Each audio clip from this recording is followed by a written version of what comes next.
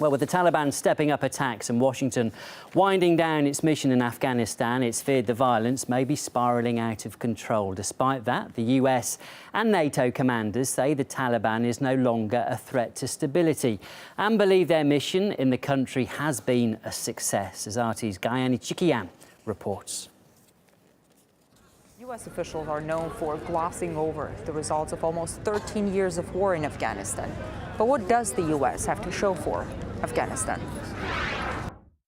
We achieved our central goal, which is, or have come very close to achieving our central goal, which is to decapacitate Al-Qaeda, to dismantle them.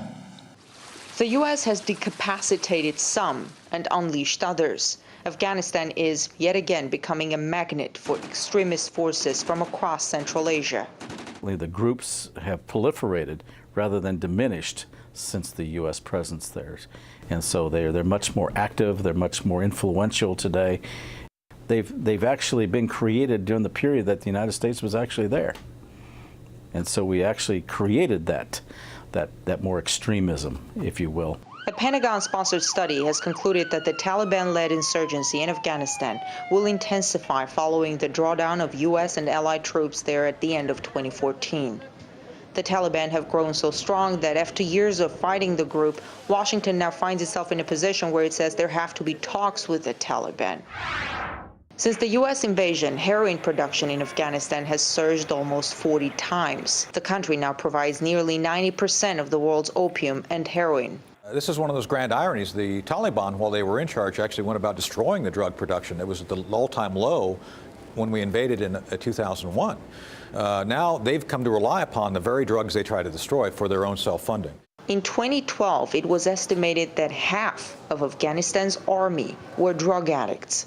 The bulk of the money raised from opium production goes to warlords and further fuels extremism.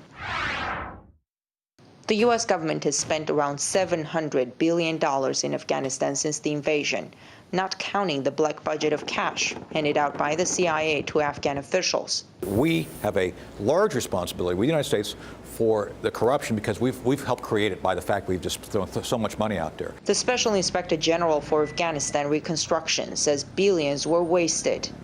The watchdog also says the Pentagon has even hired companies with suspected ties to terrorists. The United States government subsidizing the Taliban, Al-Qaeda, the Haqqani network, those groups that are trying to shoot and kill our soldiers.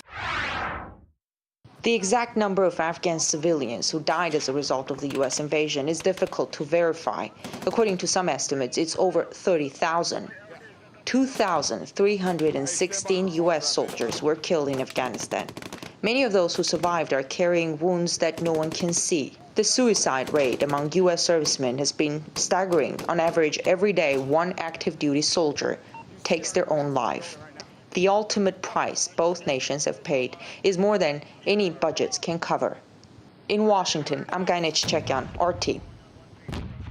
With just months to go before American troops complete their pullout from Afghanistan, a long-term security deal with Kabul is still hanging in the balance. Experts predict that local forces will be unable to maintain law and order, and that means that leaves many questioning whether anything has been achieved by more than 13 years of occupation. We spoke with New York-based social justice attorney Bina Ahmad. Whether it's worth it for you, it depends on if you're a white male in power and you make a lot of money off of these war crimes or crimes against humanity and you have no conscience, then you think it's worth it. And then you also know that you're above any kind of accountability with the law. You think that you can say these statements and that torture and genocide were worth it to you. I think it is also very telling of where we are in our culture and our society. But of course, it's not worth it to the hundreds of thousands of people who've been killed extrajudicially, who've been tortured, who've either been starved out or who've been deliberately targeted by our troops and by our government with our imperialism. I think it's incredibly embarrassing, and I think it's incredibly hurtful to the victims.